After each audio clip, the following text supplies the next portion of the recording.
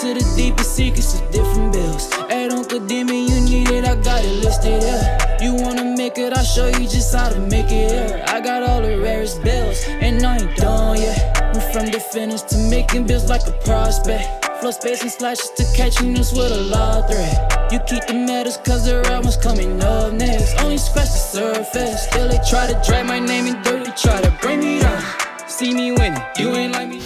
Yo, what's good, my nephews and nieces? This is your favorite uncle, Uncle Demi, and today I have another special banger for you, all right? Now listen, before we get too far in this video, you know exactly what you need to do.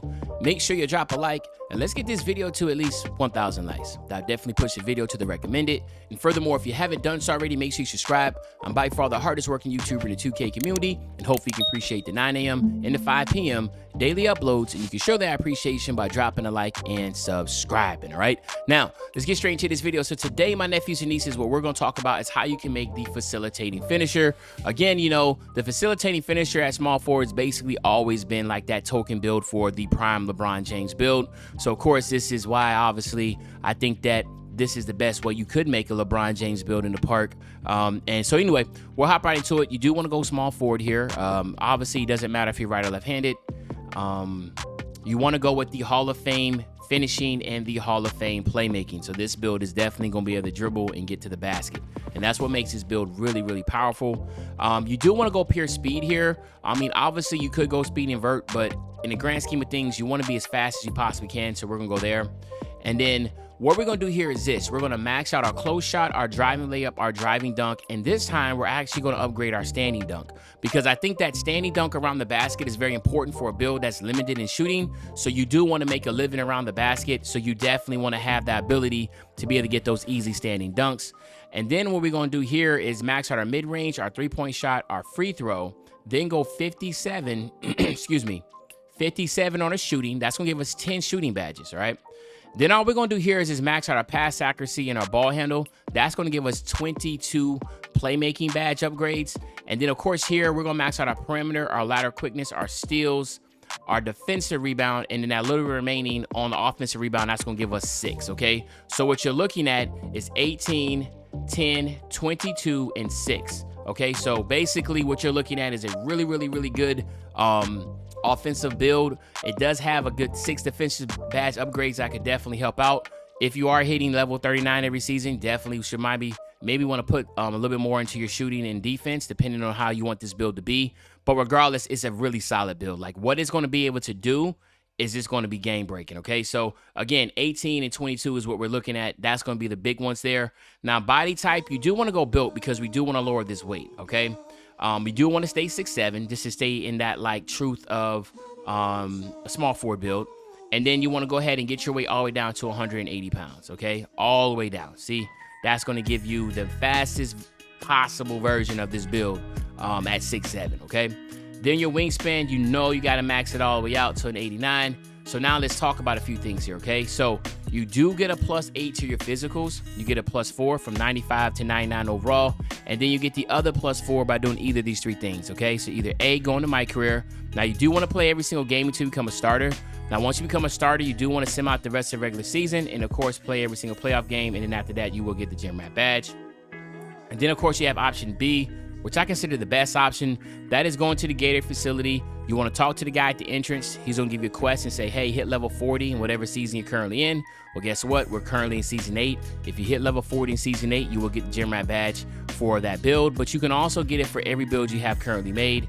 You just have to make sure you get the quest for that build by loading into the park and talking to the goddamn Gatorade facility. So each build needs to talk to him physically, and then all you have to do is just load into the park after you hit 40, and you should see the Gym Rat badge pop up. And then option C is for my nephews and nieces that aren't able to hit level 40 in a season, and that is just every 7 days doing your workouts at the Gator facility. And what you're looking at here is going to have a ridiculous 97 speed, a 94 acceleration, and a really respectable 82 vert, okay? So the good thing is this build is going to be able to fly all over the court. And then, of course, in your finishing, shooting, playmaking, defense / rebound, you do get a +4 here. So you will have that 96 close shot, 91 driving layup. You also get that 90 driving dunk with a ridiculous 97 standing dunk. So you're going to be able to do a lot of things around that basket. And then your shooting, you still get that 73 mid-range. You only have a 66 3-ball, but that's still good enough to be able to hit, especially if you use the badges. I'm gonna tell you when we get there. And then on your playmaking side, you have a very strong 87 pass accuracy. You do get the 82 ball handle, so you are able to get all the elite dribble packages, which is very important. And then, of course, defensively, you have a 78 perimeter, 76 lateral quickness with a 78 steal, a really solid 76 defensive rebound to go on top of that. So, again, the build is going to be able to do some things defensively, but it's really going to shine offensively, dribbling and finishing at the basket. And then, of course, you do have options here, but we all know what option is the best option here. You want to go with that slash and takeover. And then here you have it, my nephews and nieces. You have the facilitating finisher, okay? So now what we're going to do is this. We're going to go ahead, test this build out real quick. We're going to get the 99, and of course, we would then get you out of here, all right? So let's go ahead and max this all the way out here. Boom. The big ones here, of course, is going to be limitless takeoff and posterizer. You want to have those along with your acrobat and your fearless finisher. Now, I would say this. Definitely want to get your fast twitch at least on gold. That speeds up the standing layups to dunks around the rim. That's very important. Get your unstrippable on bronze. I would say get your slithery finisher on silver. That's about as good as you get. You don't need to go any higher than that. But then I would also go with rise up, and I'll put that on silver, okay? So this is what I will go with. Again, do not get so enamored with Hall of Fame and gold badges. Silver and bronze badges are still very viable. They have a place in this game, so make sure you go ahead and use your badge attributes accordingly, okay?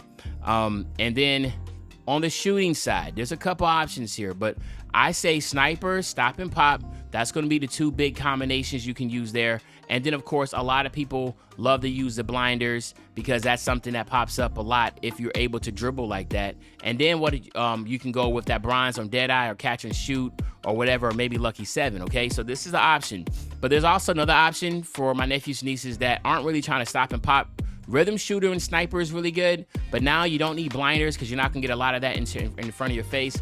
Then what you could do is just get your hot zone hunter on silver and your green machine on bronze. You can work this route too with the two silver green machines and hot zone hunter with this combination. So there's a lot of combinations you can do with 10. It's not like you're going to be that hindered because you do get some solid badges. As long as you have Sniper Hall of Fame and then rhythm shooter, on gold, and rhythm shooter or stop and pop on gold, you should be able to hit consistently with that 66 along once you get your hot zones, and then you should be able to be really solid top of that key.